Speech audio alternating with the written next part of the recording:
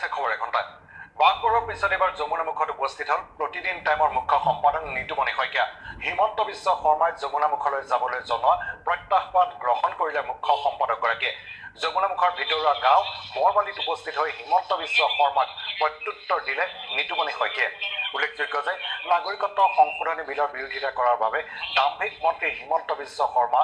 এতিয়া প্ৰতিখন সভাতে মুখ্য সম্পাদকগৰাকীক আক্ৰমণ কৰা পৰিলক্ষিত হৈছে যমুনা মুখৰ বৰবালিত অনুষ্ঠিত হোৱা এখন সম্বৰ্ধনা সভাত অংশগ্ৰহণ কৰি কেইবাটাও গুৰুত্বপূৰ্ণ মন্তব্য প্ৰকাশ কৰে ভাষণৰ মাজত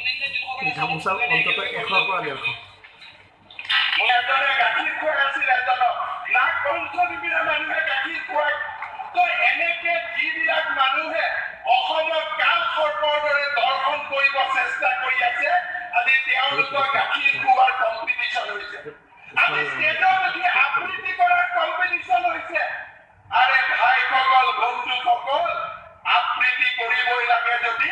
বাঘবৰৰ চৰৰ মাজত গৈ আবৃত্তি কৰা জৰিয়াৰ চৰৰ মাজত গৈ আবৃত্তি কৰা ইমানখিনি সাহস তোমালোকৰ নাই সেই গাখীৰ খোৱা বন্ধু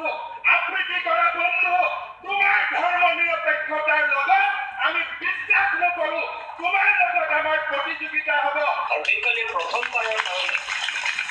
মই এই যমুনা মুখলৈ আহিছে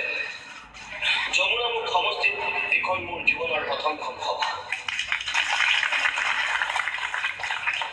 কোনোবা প্ৰভাৱশালী ৰাজনৈতিক নেতাই মোক প্ৰত্যাহ্বান জনাই যে মই বাঘবৰলৈ যাব লাগে মই জনিয়ালৈ যাব লাগে মই যমুনা মুখলৈ যাব আৰু মই